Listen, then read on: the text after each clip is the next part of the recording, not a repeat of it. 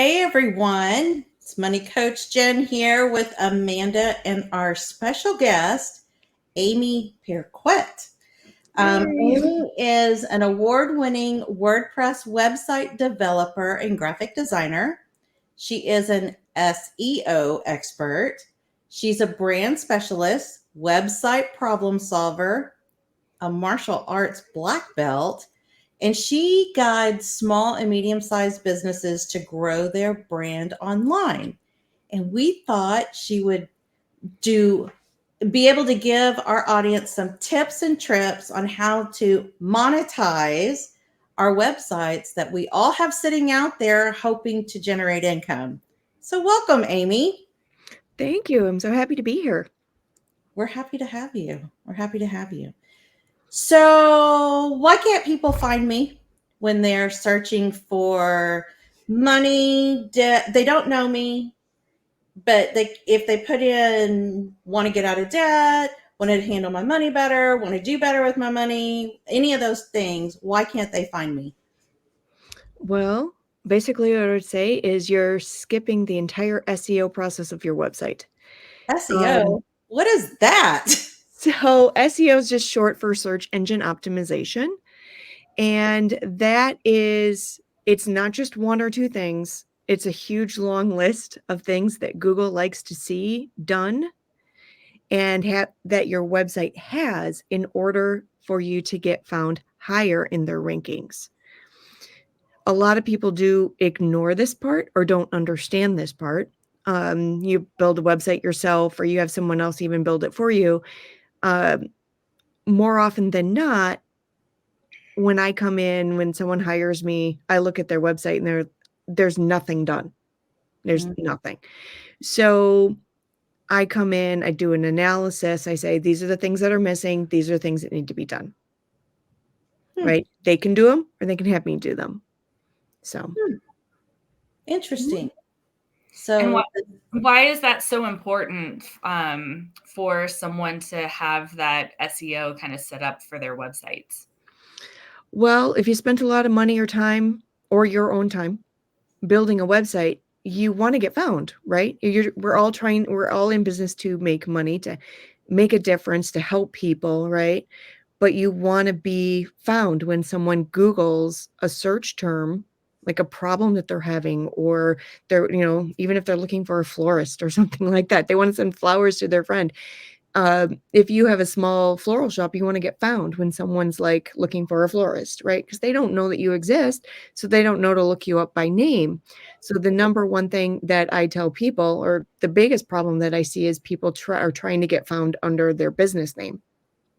But that's not going to help you grow. If someone knows you exist, of course, they're going to be able to find you. All they have to do is type in your name and you're going to pop up about 15 million times. Any account that you have, LinkedIn, Facebook, all of that, you're going to show up. But what SEO is doing is getting you in front of businesses or potential clients that don't know that you exist. And so they contact you, reach out, and then they schedule a consultation, whatever the end result that you're trying to get them to do, then they become your client. That's what SEO is for, is to get you found on Google so that the people that don't know that you exist find out that you exist and become your client. That's how your business grows. By using these key search terms, so if I'm looking for a florist, and so I may search for best birthday florist arranger or something like that. So you want to make sure that those words show up somewhere on your website so you're able to be found. Yeah. And there are certain places that Google ranks higher for placing the search words. It really depends on how many search words that you want to get found under, and there really is kind of a knack to it and what you need to do. But there's places that you can do some research and find out where these search words are, and then Google can tell you how popular they are. So if you think that you're going to get found under floral, but florist, you're like, oh, which one do I use? Or do I use both? You can go to Google Keyword Finder. Google will tell you, well, floral, 5 people a month search this number or this keyword, but florist, 1,000 people search that per month. Well, which one do you want to get found under? Florist. You want to get found under the florist, right? Because those 5 people that search, would you rather get found under 5 or 1,000? Right? So it's not just about finding the right keywords, it's about finding the ones that get searched the most as well. Which may be totally different than what you think. And a lot of times it is. In especially in more kind of obscure businesses where it's very, very niche. Like obviously a florist is very general, very broad. But if you are a very niche company and you're trying to hit just a very small market, what you think your keyword is might not be what people are actually searching for. Yeah. And that's the It may conversation actually that make sense for you to put yourself under a question. Have you ever noticed that in Google now, when you do a search, there's questions that, you may want to search under this. And sometimes people are looking for someone to fix a problem that they're having. You might want to get found under that specific question instead of just a keyword. Yeah, because is that something that people can find out on their own in terms of like what searches tend to be the most used, or is that why someone should utilize like your services? A little bit of both. It depends. It depends on your understanding of SEO. Some people do have more of a broad understanding, but you can do the keyword search, but having someone that can tell you where to put it on your site is kind of ideal. And you also can't over keyword stuff your website, because then that gets you kind of dinged and eliminated off of Google's search engine. So it's called keyword stuffing, and you can't just stuff your website full of keywords. Yeah. Well, that's what I was wondering. Like when we mentioned the floral versus florist, like why not just have all of the keywords that go with flowers? But you're saying that Google doesn't like that you need to be very intentional with the keywords that you're using. But it's you could use both floral and florist, right? But the thing is that you can't put like your title, like the title on the top of your website. It can't say floral, florist, floral, floral, floral, floral, floral. It has to be an actual sentence, right? Like right, a tagline with the word floral in it. Yes. Right. So it's like an 80-20 rule. So it's like 80% of your website should be other words. 20% is your keywords that you're trying to get to. Got it. Okay. Otherwise, you're keyword stuffing. Yeah. Did not know that. That's why we brought Amy on. Exactly. Yeah. Yeah. I mean, our websites are important. I mean, even if you're not necessarily driving traffic to it, which of course we all would love to drive traffic to it. But I mean, it is, sorry, my dog's playing with his toy. I'm going to grab it in just a second. That's so cute. Oh, I love that. Nothing like being real here. Yep. But it is a representation of you. I mean, because I know when I run across someone new, I mean, Amy, the first thing I did is I went out to your website to see who you are, what you're all about. So I think it's a really good idea to get a second set of eyes on it, because we are so immersed in our businesses that we don't necessarily see the forest. We just see those little trees, right? Or, you get so inundated in your own world that having a different perspective is always a beneficial thing. Yeah. So I'll tell you a little story based off of that. I was working on a website for a client, and they gave me a couple links of websites that they liked. They liked these 4 different websites. They're like, these are great websites. I absolutely love them.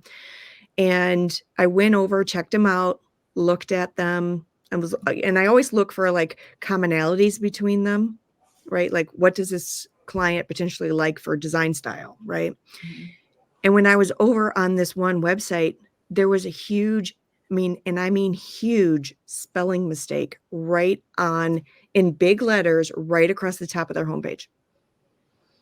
Uh-oh. So the second set of eyes, yeah, totally would have caught that. And I was nice, and I sent the guy an email. I hunted down his email, and I sent him an email. I'm like, you have a huge spelling mistake right on your homepage, right? First thing people see. And he goes, oh my gosh. He goes, thank you so much. I'm so embarrassed. So But having it someone happens. just to, look over your website and say, okay, there's a couple of spelling mistakes, or there's a couple of grammar mistakes, or there's a couple of links that aren't working here, or I don't think this is going to the right place that you wanted it to go to. Just having someone review it, spend an hour or hour and two or something like that, just looking it over. So that embarrassing moment of, oops, that spelling mistake is live on my site, doesn't happen to you. Mm-hmm. And I've noticed as I talk to a lot of my clients that are newer business owners, maybe 1 to 3 years into it, that a lot of them, understandably so, are trying to do as much as they can themselves when starting the business and saying, I can make my own website, I can do my own social media, I can do all this other stuff.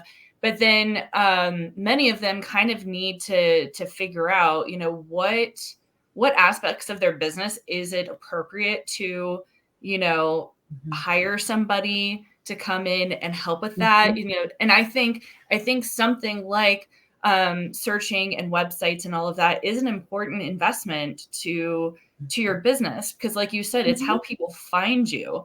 Sure, people can be on social media and they could be networking in person and whatever else, but like if you're trying to get organic views, like making yourself available and searchable on the internet is going to be a big part of that. And as you mentioned, a lot of people aren't necessarily going to know how to do that themselves. They need a second set of eyes to make sure their website is, user friendly, doesn't have spelling errors, whatever else. But also, you got to love YouTube. I'm sure so many people will go to YouTube and say, like, how do I make my website searchable? And it just, like, these are things that bringing in an expert like yourself can really make a difference between their business and the income that they're bringing in, the clients that they're finding. And so I think it's worth the investment personally. Yeah. And if I can add to that, I just want to I got to put my coaching hat on. Us business owners will sit behind techie stuff so that we don't have to do the scary stuff. Right. So we don't have to reach out to the client. So we don't have to have those conversations. So I would challenge, what is your time? What is the value you put on your time? And your website is supposed to represent you. You want it to be found, but is it really good use of your time to learn how to optimize how to get searched? Yeah. And the more that you're in business and the bigger that your business grows, you start to realize, any coach will tell you, what can you outsource? What's the thing that you can pay somebody to do to take off your plate so that you can grow your business? And then you can make money doing what you love, not doing these other things. And it does happen a lot that, business owners that start out, they don't have the money to do it, but then they start to grow. And what happens is, somewhere between the 3 and 7 year mark, they're looking at their website that they built, and they're going, this is no longer serving me, or this is no longer me, but I don't have the time. I have too much going on. And a lot of times in that time frame, they start niching down too, going from everybody's my client to, no, I want to work with these people that are having these issues. And a lot of times they know who their target market is. They figured that out. How do I talk to them? How do I message on my website? What do I need to change on my website in order to attract those people? And that is where someone like me comes in and says, okay, this is who you want to talk to. Let's figure out your target market, how to message to them first. Then let's work on your website. So in your previous life, you were a magazine designer. Is that correct? Do I That is remember? correct. Mm-hmm. You want to tell us a little bit how magazine designing leads into website designing, just so people can get familiar with your background? Okay, so back when it happened, that industry took a major dive, right? As we all know, magazines are not what they used to be. And I didn't think at the time that there was a connection between laying out a magazine and laying out a website. And when I lost all of my work, my business went from extremely thriving to having no work. I was like, what am I going to do when I grow up? Kind of thing, right? Like, okay, stage 2, what am I going to do? I decided to do website. And while I was learning the technical aspect, I came to realize that when you design a magazine and you're deciding what goes on each page, how does the eye flow from one object on the page to the other, is exactly the same mindset when you build a website. Mm-hmm. So when I build a website, I'm using the same process when I built a magazine of when you turn that page on the magazine, what are you going to look at first? What do you want the person to look at first? And then second, third, fourth, and then finally last. Because even though people don't realize it, something will always catch their eye first, and then it will flow down the page. Same thing with the website. It's all science. I mean, there's science behind how we see it. There's science how we search. I mean, this is all a well-crafted machine, basically. Yeah.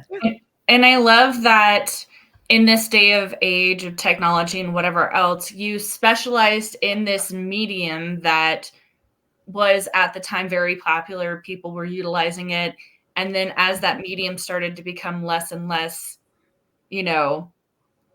useful or whatever else, you identified this other medium that is growing more and more popular and useful and all of that kind of stuff. So I love that you were able to transition from one to the other and identify kind of those similarities between them. Well, it's just an example of how no matter what, we all have to shift. Right. At some point in our life, right? I mean, I thought I'd be designing websites, magazines my entire life. And that's not what happened, right? So I could have either stayed in the victim mode or I was like, okay, next, right? And so I changed and evolved, and a lot of businesses go through that as they change and grow, and you just have to kind of learn to go with the flow, but also don't wait too long to do that transition, or you may get left in the dust. So For sure. So let's say that I'm interested in learning more. I know we're going to get some information from you on how people can reach out to you. Will their first call with you be very similar to how our first call went, where you kind of looked at my website and gave me some tips and tricks, and kind of walk us through what that initial, is it a consultation? Is it just meet and greet? Is it kind of walk us through what that would look like? actually, it kind of depends on what the client wants. If they're wanting some ideas or like how I work, I tell them exactly how I work and the process and everything like that. Sometimes they're needing maybe one small thing, right? And they don't need a full overhaul. Like they're actually in really good shape. So, and I'll tell them, I'm like, you just need to do this one thing. And then I think you're good. But it really depends on where they're sitting and because every company's different, every website's different. And how much work has to be done on each website is completely different. So I like to just meet with people. I like to get to know them, what their goals are with their business. And then based off of that, we might spend a little time looking at the website, and I'm going to be like, okay, there's a lot of work that needs to be done here. And I can show them through their website and do a screen share or whatever, and just kind of like start going through their website and showing them the things that maybe should be changed. And then from there, we just kind of talk about how do we move forward in next steps based off their needs. So there is no exact next steps. It really depends on where they're sitting and where they are in the process. And that's wonderful to hear. So reaching out to you will cost them $0.00. Mm-hmm. And then you kind of go from there. There's no cookie cutter. There's no, you go based on what the needs are. Yeah, because if you're trying to get found only locally, say you're a service-based business that goes door to door, like you go around to houses, right? You're not going to want to get found halfway across the country. Mm-hmm. So what I would do with you is completely different than someone that's like a coach that wants to get found in all 50 states, right? Mm-hmm. So those processes are completely different. So I do have to sit down and talk to you about what is your end goal and who are you trying to reach, right? Yeah, for sure. Well, Amanda, do you have any other questions about websites, SEOs? I know she's probably like, so, there's so many questions, I don't know where to go. No, but I'm really excited to share this with everybody and make sure that they have her info so that they can reach out, and if they have questions or if they need that review or whatever else that you're available to them. So thank you so much. Sure. Yeah. And let me just tell everyone that's listening, I don't know, Amy, we spent an hour together. I learned more in that hour than I have sitting on hours and hours and hours of calls trying to understand website design. So it is worth a reach out, because 1 hour versus however many hours we're trying to figure this out on our own. I mean, reach out. I mean, it's not going to cost you anything but maybe an hour of your time. So it's definitely worth the reach out. Mm-hmm.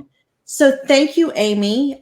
We will give everybody the information. I mean, you could sit here and spell it all out, but I know I hate having to, oh my God, where's a piece of paper and all that. We will put it in the show notes. We will get all the information to you guys. And we really appreciate your time today. Oh, I'm just so happy to be here. I think you guys are great. Thank you. All right, everyone, until next week. Bye.